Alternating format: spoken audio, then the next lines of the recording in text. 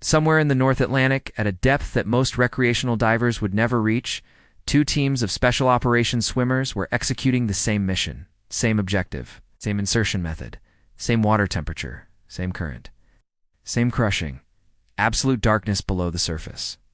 Both teams were among the most elite combat divers in the Western world. Both had spent years training for exactly this type of operation. Both entered the water, confident that they would reach the target, execute the mission, and return to the extraction point. Only one team completed the dive. The other team surfaced. Not at the extraction point, not at the objective. In open water, nearly a kilometer from where they should have been, triggering emergency protocols that brought rescue assets scrambling across the exercise area in the middle of the night. No one died. No one was seriously injured. But careers were questioned. Doctrine was rewritten. And an after-action review that was never meant to be discussed outside a very small community of special operations professionals revealed a gap between American and British combat diving capability so fundamental that it called into question decades of assumptions about what it means to be an elite military diver. And I need to tell you right now that the team that surfaced was not the team you expect. Because this is not a simple story about one unit being better than another. This is a story about two completely different philosophies of underwater warfare producing two completely different types of combat swimmer, and about what happens when the ocean tests both philosophies simultaneously and only one of them holds. Let me start with the units, because understanding who these people are and how they got here is essential to understanding why one team reached the target and the other did not. The United States Army Special Forces, the Green Berets, maintain a combat diver qualification that is among the most demanding specialty schools in the American Special Operations community. The Special Forces Combat Diver Qualification Course, known as CDQC, is conducted at Key West, Florida, and it is a course with a legendary reputation for difficulty. Attrition rates regularly exceed 50%, and these are not average soldiers washing out. These are already qualified Special Forces operators, men who have passed Special Forces assessment and selection, completed the qualification course, earned their Green Beret, and then volunteered for additional training that will push them to their psychological limits underwater. CDQC is approximately 4 weeks of intensive dive training that includes open circuit diving, closed circuit diving using the Dregger Larvae rebreather, underwater navigation, hydrographic reconnaissance, ship attacks, and the infamous pool competency phases where candidates must demonstrate comfort in the water while being subjected to deliberate stress, equipment failure, simulation, and underwater harassment designed to trigger panic responses. Candidates who show any tendency toward panic are eliminated immediately because panic underwater kills not just the individual, but potentially their entire dive pair. The result of this selection and training process is a combat diver who is psychologically hardened against underwater stress, technically proficient with closed-circuit diving equipment, capable of executing special operations missions in the maritime environment. These are serious, capable operators. They are not weekend divers playing soldier. They are Special Forces soldiers who have added an extremely demanding skill set to an already exceptional baseline of capability. And within the American Special Operations community, combat diver qualified Special Forces operators are considered elite among the elite. Now let me tell you about the Special Boat Service. The SBS is the Maritime Special Operations Unit of the United Kingdom. If you have heard of the SAS, the Special Air Service, the SBS is their waterborne counterpart. But that description, while technically accurate, dramatically understates what the SBS actually is.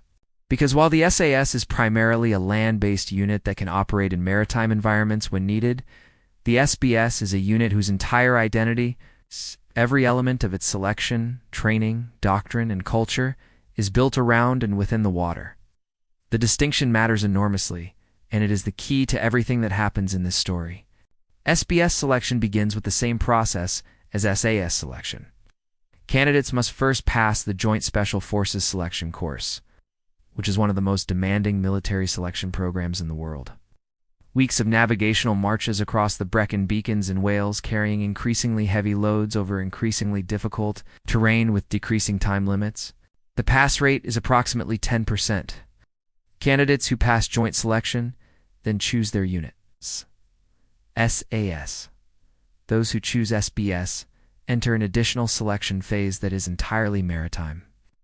And this is where the SBS begins to diverge from every other special operations diving program in the world. SBS Maritime Selection is not a course. It is a program that extends over months and is designed to answer a question that no other special operations diving program asks with the same rigor. Can this person live in the water? Not operate in the water.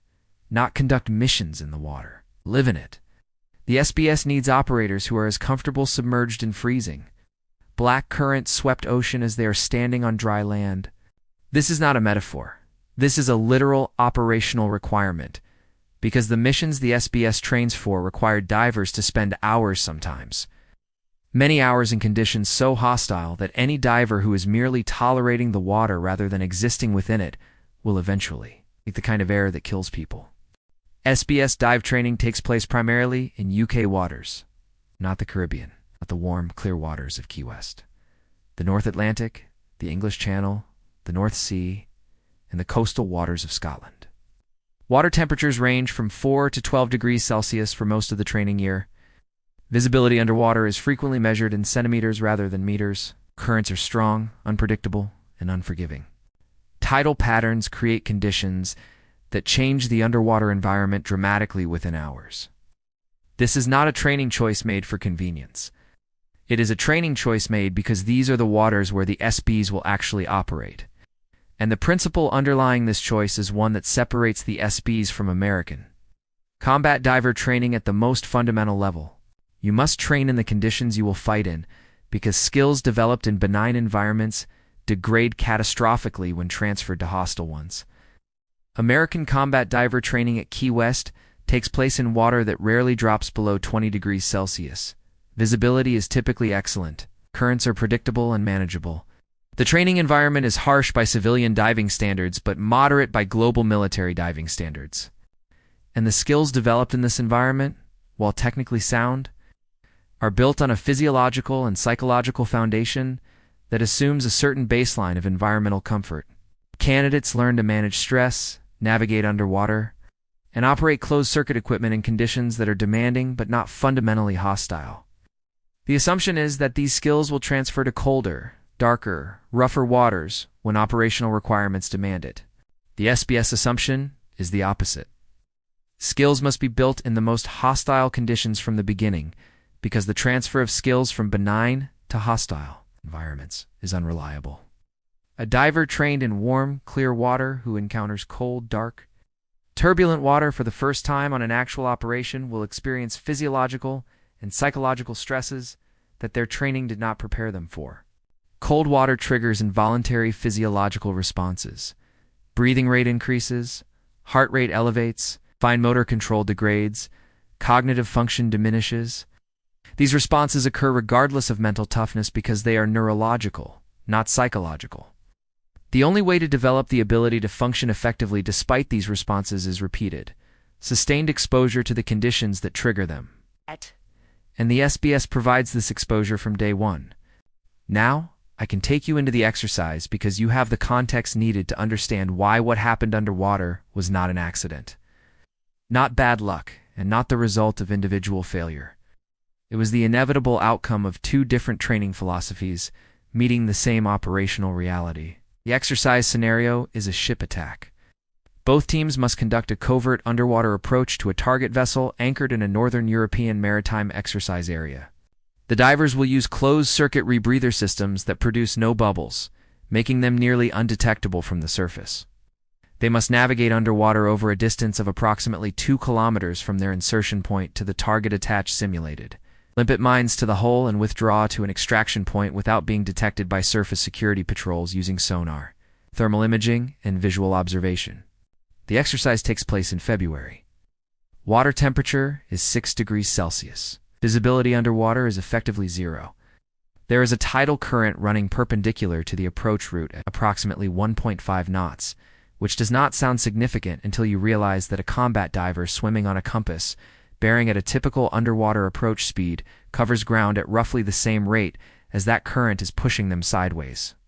Navigation in these conditions requires continuous, precise adjustment to compensate for current drift. And even small errors in compensation accumulate over distance to produce significant positional displacement.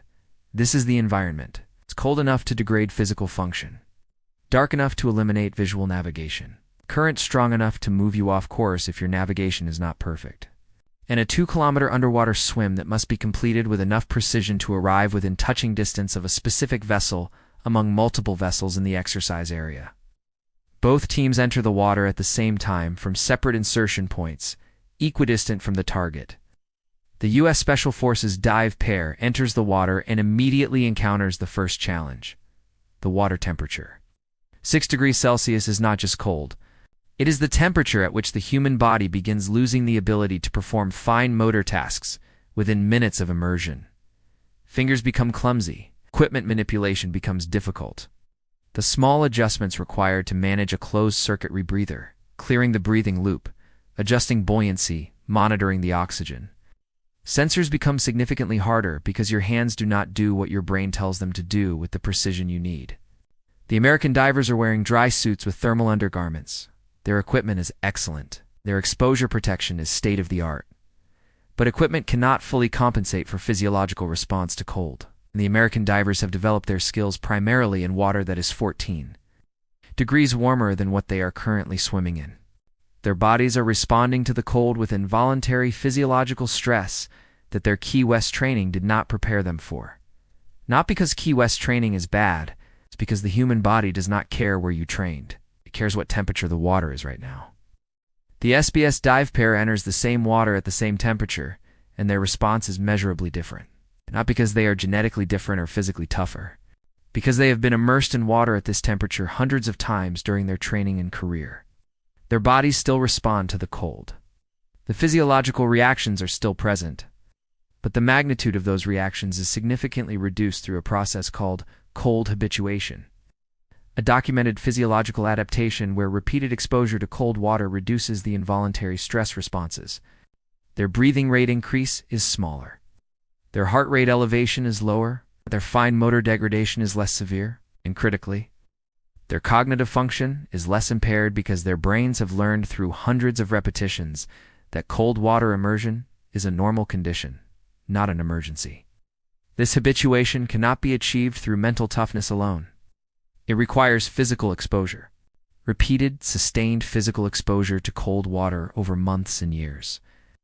And the SBS training environment provides this exposure continuously. While the American training environment provides it only when operators deploy to cold water operational areas, which for many combat diver qualified Special Forces soldiers may happen infrequently. 30 minutes into the dive, the navigational challenge begins to separate the two teams. Underwater navigation, using a compass and a depth gauge in zero visibility conditions, is one of the most cognitively demanding tasks in military diving. You are swimming in total darkness. You cannot see your hand in front of your face. You maintain your heading by reference to a compass that you must read in the dark, using luminous markings or a small light source. You can barely see because your cold-affected eyes are not focusing properly. You maintain your distance by counting kick cycles and converting those cycles to distance using a ratio that varies, depending on current fatigue, equipment drag, and your own physical condition, all of which are changing continuously throughout the dive. And you must simultaneously account for the lateral drift caused by the current, which you cannot feel directly because you are moving with the water, not through it. Current drift in zero visibility is insidious because you have no external reference to tell you it is happening. You feel like you are swimming straight. You feel like your compass heading is correct. But the water is carrying you sideways at a rate that will put you dozens of meters off course per 100 meters of forward progress unless you apply a precise correction angle to your heading. Calculating this correction angle requires knowing the current speed and direction, which in an exercise environment you are briefed on before the dive, but which in reality may differ from the briefed values, because currents are variable and unpredictable. The American dive pair is navigating competently. Their compass work is correct. Their depth maintenance is adequate. But their current compensation is slightly off. Not dramatically, slightly. Perhaps 3 degrees of heading error accumulated through imprecise current correction calculations performed by brains that are working slightly below optimal capacity because of cold stress. 3 degrees of error is almost nothing on a compass. Over 100 meters, it produces a lateral displacement of about 5 meters. Over 2 kilometers, it produces a lateral displacement of approximately 100 meters. And 100 meters underwater in zero visibility is the difference. Between arriving at the target vessel and arriving at empty ocean, the SBS dive pair is navigating the same water with the same current using the same basic tools: compass, a depth gauge, and their own kick count. But their navigation is more precise, and the reason has nothing to do with superior equipment or superior intelligence. It has to do with experience. SBS operators navigate in these conditions regularly. They have conducted hundreds of training dives in zero visibility North Atlantic water with strong currents. They have developed an intuitive sense of current drift that supplements their calculated corrections. They can feel, through subtle cues in water pressure against their bodies and the resistance pattern of their fin strokes, whether the current is pushing them as expected or whether conditions have changed since the pre-dive brief. This intuitive sensing is not mystical. It is a learned capability developed through repetitive exposure.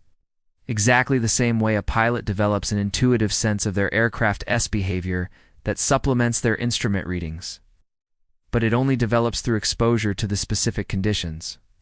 A diver who has spent most of their training time in mild current conditions will not have developed the same intuitive sense of strong current behavior as a diver who has trained in strong currents throughout their career.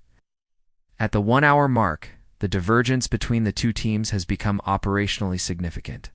The SBS pair is on course, maintaining depth, managing their rebreather systems effectively despite the cold, and progressing steadily toward the target. The American pair is approximately 80 meters south of their intended track, and the error is continuing to accumulate. They do not know this. They believe they are on course because their compass tells them they are on the correct heading and their kick count tells them they are at the correct distance. But the heading was slightly wrong from the beginning, and every meter of forward progress has added to the lateral displacement. This is the cruelty of underwater navigation errors. They are invisible until they become undeniable. At approximately 1 hour and 20 minutes into the dive, the SBS pair makes contact with the target vessel. They identify the hull by touch, locate the keel, orient themselves using the hull geometry, and begin placing their simulated ordnance. The approach has been flawless. 2 kilometers of underwater navigation in zero visibility, 6-degree water, with a 1.5 knot cross current. They have arrived within meters of their intended position on the hull. This is not lucky. This is the product of thousands of hours of training in exactly these conditions, a career spent in the cold, dark water of the North Atlantic, and an institutional commitment to maritime excellence that has been the SBS's defining characteristics since their formation during World War II. At the same time, stamp. The American dive pair reaches the end of their calculated swim distance and finds nothing. No hull, no vessel. It's nothing but open water and the soft mud of the seabed below them. They execute their trained search pattern, a series of expanding box searches designed to locate a target when the initial approach has resulted in a near miss. This is good procedure. It is exactly what they should do. But a near miss of 80 to 100 meters in zero visibility, with limited remaining gas supply and increasing cold stress, creates a compounding problem. Each minute of searching consumes gas and body heat. Each minute of additional immersion degrades physical and cognitive function further. And the psychological impact of knowing that you are lost underwater in the dark and cold water is a stress multiplier that affects even the most hardened operators. After 17 minutes of search pattern execution, the dive pair leader makes a decision. He signals to his partner that they are aborting the approach and ascending to the surface. This is the correct decision. It is the professional decision. It's the decision that prevents a training exercise from becoming a casualty event. Continuing the search with diminishing gas, increasing cold stress, and growing navigational uncertainty would be reckless. The dive pair leader prioritizes the safety of his team over the completion of the mission, and this is exactly what he has been trained to do. In the American Special Operations community, mission failure is an acceptable outcome. Loss of personnel is not. The pair surfaces approximately 900 meters from the target vessel. They activate their emergency locator and are recovered by safety boats within minutes. Both divers are cold, but uninjured. The exercise continues. The SBS pair completes their ordnance placement. withdraws from the target vessel along their planned extraction route, arrives at the extraction point within 6 minutes of their planned timeline. Its total dive time, approximately 2 hours and 40 minutes. Distance covered approximately 5 kilometers, including the approach, hull work, and extraction. Temperature exposure, 6 degrees for the entire duration. Navigation accuracy sufficient to locate a specific vessel in zero visibility from 2 kilometers away. Mission complete. The after-action review produces analysis that is significant far beyond this single exercise, and it is this analysis that I need you to understand, because it contains lessons that apply not just to combat diving, but to every domain where training environment determines operational capability. The review identifies 3 primary factors that explain the performance difference between the two teams: cold water habituation, zero visibility navigation experience, and what the review calls environmental confidence, the deeply internalized belief that you belong in the water, and that the water, however hostile, is your operating environment rather than a threat to be endured. This third factor, environmental confidence, is the most important and the hardest to quantify. It describes the psychological difference between a diver who is tolerating the water and a diver who is inhabiting it. The diver who is tolerating the water is constantly managing their stress response. A portion of their cognitive capacity is dedicated to dealing with the cold, the dark, the pressure, the confinement, and the knowledge that they are operating in an environment that will kill them if their equipment fails. This cognitive burden is not eliminated by training, is reduced by training, but never eliminated unless the diver has spent enough time in these conditions that the environment has become normalized. The diver who inhabits the water has achieved this normalization. They are not spending cognitive resources managing their response to the environment, because the environment does not trigger a stress response that requires management. Their entire cognitive capacity is available for the mission, for navigation, for equipment management, for tactical decision-making. This cognitive availability advantage is invisible in moderate conditions, because moderate conditions do not generate significant stress responses in any trained diver.